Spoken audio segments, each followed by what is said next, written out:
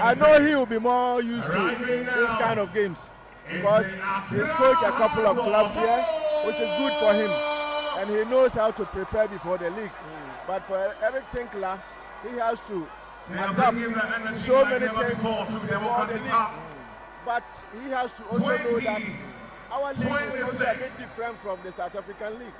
Even though that place, things look like more professional than here. But we I think Richard Kingston has photobombed our interview. He doesn't want to allow us. He's now the goalkeeper's trainer for Hearts of Oak, Richard Olele Kingston. I wouldn't call this an interruption. It is good for the game. And Salifu, let's talk about, again, you being involved in this game. Usually, what do the coaches tell you prior to Hearts and Kotoko? Is that a special training that you do? Is there a special training that is done throughout the week for this game, or is a normal routine that happens? No, it's a normal game because Kotoko and Hearts, if you are playing Kotoko and Hearts, you have more space in the game. You get more space in the game. So as a player, as a good player, you have to use that kind of space. You understand? So Hearts of Oak also coming out for the warm-up, being led by Kelvin Osasibe. Of course, Hearts of Oak have also made some signings. Benjamin Asare is in the lineup as well. I'll be telling you all about the first 11 of Hearts of Oak. We're streaming live on Parliament TV, on Facebook. The likes of John Entry are all part of the squad. Yeah, a lot of changes have been made to both teams. Would it take time for the coaches to adapt, or would it take time for these players to adapt to the system of the coaches? I think that both teams are, preparing their teams for the upcoming league. The league is about 2 weeks away, and any team that doesn't get it today, it will take him maybe a couple of matches to settle in the league. So this is the match that all the coaches will use to test their team, how they are going to play in the league. Remember, it's the 2026 Democracy Cup. The first edition was in 2024. We saw Hearts of Oak losing to Asante Kotoko by 2-1.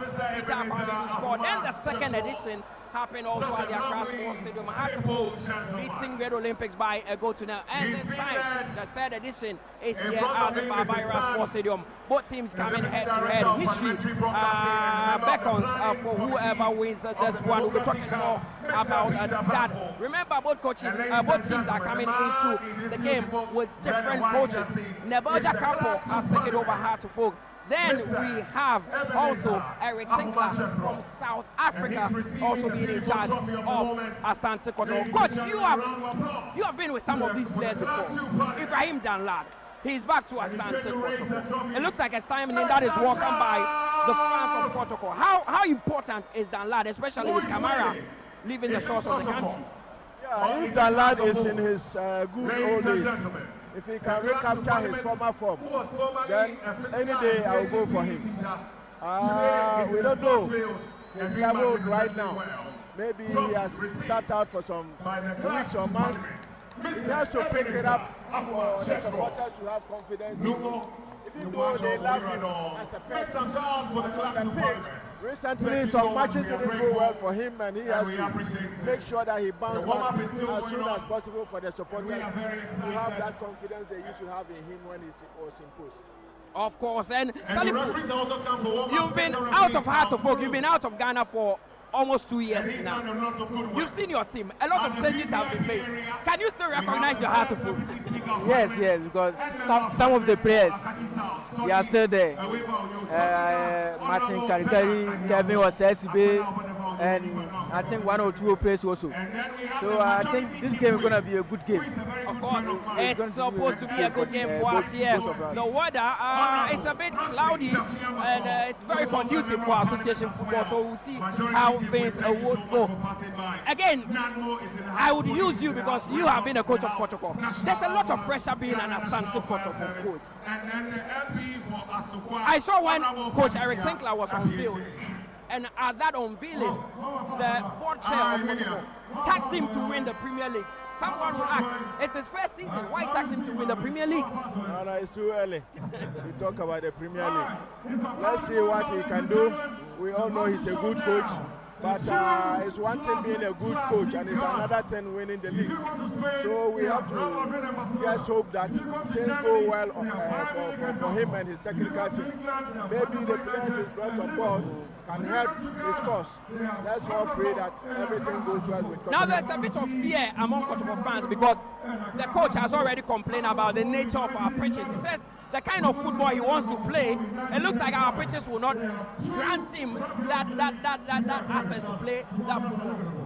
Many fans are saying he's trying to make excuses. That is how things work at this side of this part of our world.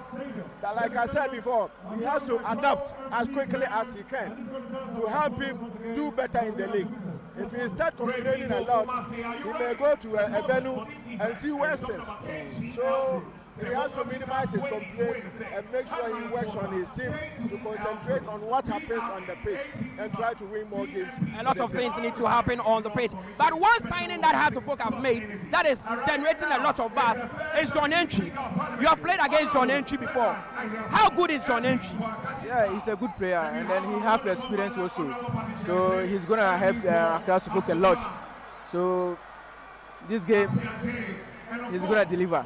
Coach, you know John Entry very well. How important is the signing to Hearts? Last season, one of the biggest problems in that Hearts team was goal scoring.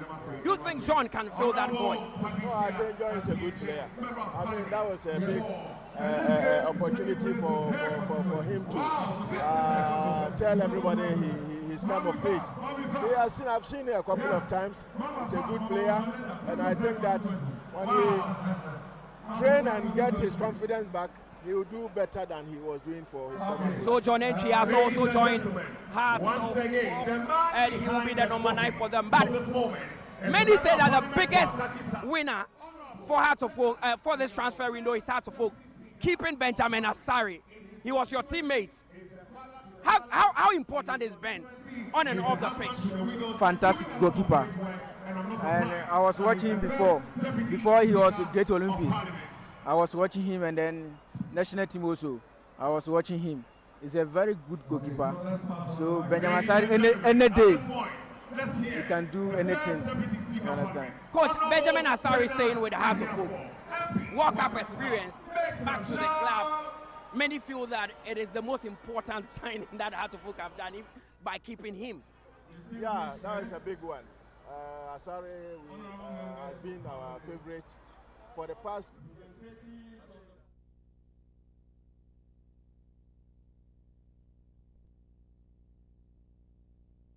Our title sponsors, partners, and other sponsors. Members of the media, ladies and gentlemen, it is my great pleasure on behalf of Right Honorable Speaker of Parliament, Right Honorable Alban Sumana Kingsford Bagwin, to welcome you all to Kumasi and to this year's main Democracy Cup competition. The Right Honorable Speaker would very much have wished to be here in person. He has, however, asked me to convey his warm greetings and appreciation to all of you who have joined us today, and to wish the participating teams a successful competition. The Democracy Cup is more than a football competition. It was conceived by Parliament as a platform for celebrating and strengthening Ghana's democratic journey and for bringing the institutions of Parliament closer to the people we serve. Football occupies a special place in the life of our nation. It brings together people of different political persuasions, ethnicities, religions, ages, and social backgrounds. In this stadium, we may support different teams, but we are united by a common love for the game and for our country. That same spirit lies at the heart of the democracy. Democracy allows us to hold different opinions, support different political parties, and advocate different ideas about the future of our country, whilst remaining members of one Ghanaian family.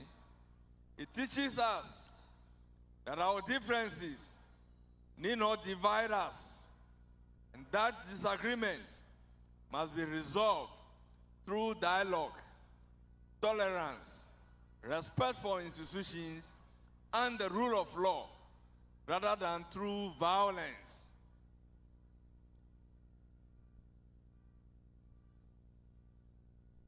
This is why Parliament continues to invest in Democracy Cup.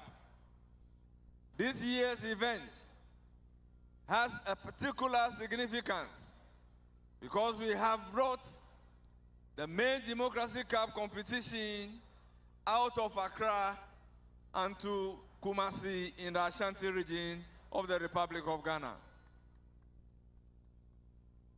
That decision is deliberate. Parliament belongs to the entire Republic, and the values that the Democracy Cup seeks to promote must similarly reach every part of the country. Kumasi, with its extraordinary history, culture, and passionate association with Ghanaian football, is therefore a fitting home for this edition of the Democracy Cup competition. By taking the Democracy Cup beyond Accra, we also hope gradually to develop it into a truly national institution, one that travels across the country and gives Ghanaians in different regions an opportunity to participate in Parliament's celebration of our democracy. The message we bring to Kumasi today is very simple. Ghana's democracy belongs to all of us, and the preservation is the responsibility of all of us. Our democratic system will never be perfect. Democracy requires constant work, strong institutions, and citizens who are prepared to participate in the governance of their country. But after more than 3 decades of constitutional rule, we must continue to strengthen our conviction that democratic governance remains the best and most legitimate means that democratic governance remains the best and most legitimate means of managing our differences, choosing our leaders, and securing the peaceful development of our dear country, Ghana. We therefore hope that everyone who participates in this competition, particularly our young people, will embrace not only the excitement of football, but also the values which the Democracy Cup represents: tolerance, participation, fair competition, respect for rules, peaceful coexistence, and national unity. To all the teams participating in today's competition, I congratulate you for earning the opportunity to be part of this special occasion. Football, like democracy, has rules. There will be a competition. There will be a winner and loser. There will be a comments of disagreement. But when the final whistle is blown, we shake hands, respect the results, and maintain unity by something greater than the contest itself. That is precisely the democratic culture we seek to nurture. I therefore urge you to compete vigorously but fairly, to respect your opponents and the officials, and to give the people of Kumasi and all Ghanaians watching across the country a competition worthy of the ideals represented by the Democracy Cup. On behalf of Right Honorable Speaker and the Parliament of Ghana, I extend our sincere appreciation to our partners and sponsors, the participating club, the organizers, the security services, the media, and everyone whose contribution has made today's program possible. We wish to express Parliament's profound appreciation to KGL Group of Companies, our title sponsor, whose continued partnership and commitment have been instrumental in sustaining the Democracy Cup. We are equally grateful to all our sponsors and partners across the public and private sector, whose generous support has made this initiative and today's program possible. And to the wonderful people of Kumasi and the Ashanti region, thank you for welcoming the Democracy Cup. May the best team win, but above all, may Ghana, our democracy, continue to win. Thank you, and may God bless our homeland, Ghana. Thank you so much, ladies and gentlemen. Give it up for the first Deputy Speaker of Parliament, Honorable Bernard Ahiafo, MP for Akachi South constituency. And of course, Honorable Roxanne Dafiamako, MP Majority Chief Whip as well. They are doing a picture now. Want to say big ups to the Parliament Marshal, Lieutenant Colonel Samuel Ofosu, big ups to you. Thank you so much for passing by. Clerk to Parliament, Mr. Ebenezer Ahuma Jethro, such a wonderful gentleman. Honorable Angela Tay, thank you for passing by. Ni Okai, Deputy Director of Protocol, Parliament.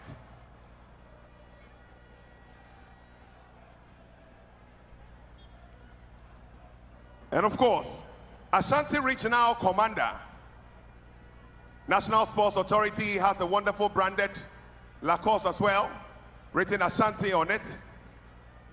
And they are going to present it to the first Deputy Speaker of Parliament.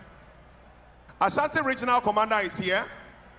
The man who, for which reason there is no crime in Ashanti region anymore. And today, because of him, when you drop your phone and you go to Accra and come back, the phone will still be on the floor there. Very safe community. COP Akoto Arthur, Ashanti Regional Commander. ASP Charles Jan is also in the house. Honorable Dixon Dua, MP for Brekum West, is also here. We are absolutely grateful for the entire team that is here. NSA boss, Yawan Pofuankra is also here. Not forgetting the fantastic police band and the police in entirety.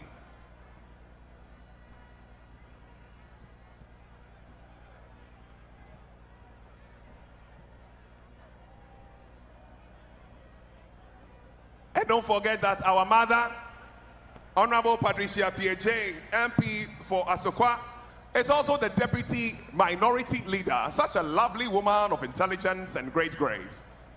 Honorable Patricia PJ, the one and only gorgeous, intelligent MP and Deputy Majority Leader. Want to say a big ups? Yes. Mama Pat, Auntie Rosalinda Emakwaba. The constituency and I have a ball. Very important.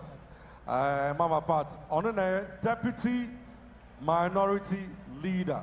I find your mark in you on one or so on.